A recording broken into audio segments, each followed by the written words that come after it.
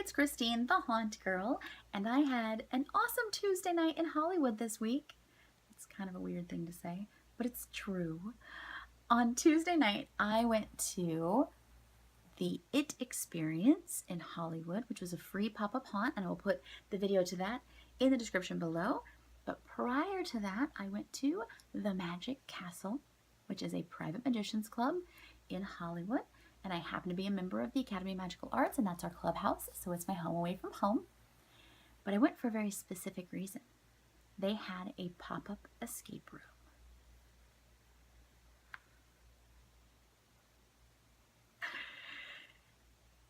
And the best part, it was amazing! I don't want to give spoilers, but it was awesome. It was really well done. It was very well thought out. Very well put together. It was in the Peller Theater, so they couldn't do a lot to change the theater, but they worked around the theme of the theater. So the Great Mysterium was about to perform in the Wellington. It's in New York in 1921, if I remember correctly. And they opened with a radio, like a period-looking radio that gave us a message, like a radio show. That was the introduction to the room. Then we went inside the room, and it was non-linear, awesome puzzles. There were some tech. It wasn't like a high-tech room. However, it definitely had high-tech elements to it. But it's a pop-up. I mean, so it's not like they couldn't build out like tech all over the crazy room. Like, it was a pop-up. So for a pop-up, it had a lot of tech. It was cool. I wish I knew for sure they weren't going to do it again, but I don't want to give spoilers away in case they do, and I don't want to ruin the room for anybody. But they use some technology that I've never seen in an escape room.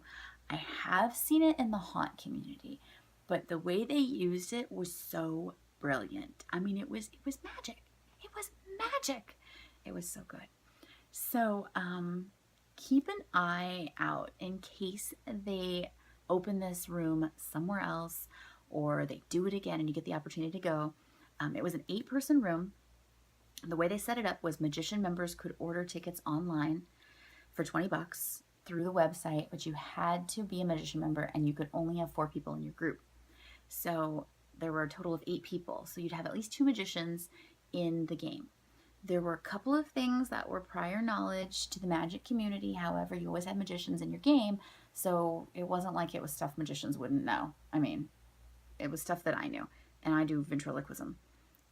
Well, most of it I knew. There was one thing I could have solved without knowing it, but it would have been helpful to know, and I needed one of the magicians to tell me the answer to that one.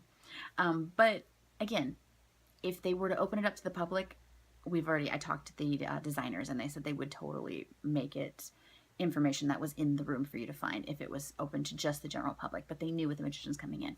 So it made it special. It made it like awesome and inclusive to the magic community to make them have that, like, that moment, that aha moment where they get to impress their friends by knowing the answer to that bit of the puzzle and being able to give that information and help. And I thought that was really, really awesome, because sometimes in big groups of 8, you may or may not always get to feel like you're helping. And, you know, if you're the magician who brought your friends and your friends are just killing the room, there's that moment where they need you and you get to be the hero in that moment. So I think that that's really cool. Again, if it was general public only, I would say obviously they would need to do something so people could find that information. Just in general, the low-tech puzzles were still really, really well designed. The high-tech puzzles were really cool. They were definitely filled with aha moments and fun. Like, it was fun. There were multi-step puzzles. Some of them were like, I feel like you had to do 4 things or 5 things just to get to where you needed to be, but it was all doable, and we did it in an hour. Well, we did it in like 58 minutes, I think was our time, but we did it. And so, you know, it's not like it's not doable. And I didn't solve everything. I wasn't the girl who came in and did everything. I didn't. The team did stuff. Again, there was one of the answers I wasn't sure if they had to do it. There was a puzzle I had no idea. And one of the guys, he was just like, it's this. And I'm like, oh, thank gosh. Because like, I had no idea. And I had looked at it for a very long time. So, I mean, it was cool. It was just cool. Very well done. Kudos to them. I hope they open it somewhere else or run it again so that other people get the opportunity to play it. It was only a 3-day perk through the Magic Castle, but it was really, really awesome. And thank you again, guys, for making sure that I had the opportunity to play. I was super, super excited to play, and I was very impressed. All right, please, please give me one of these if you like the video and subscribe. And if you want to see reviews or my lists of the best to my least favorite escape rooms at different places that I've played all over the country, I will put that in the link in the description below at thehauntgirl.com or liveescaperoomreviews.com. If you want to type it out, you can do that, but thehauntgirl.com will get you there as well. All right, thanks.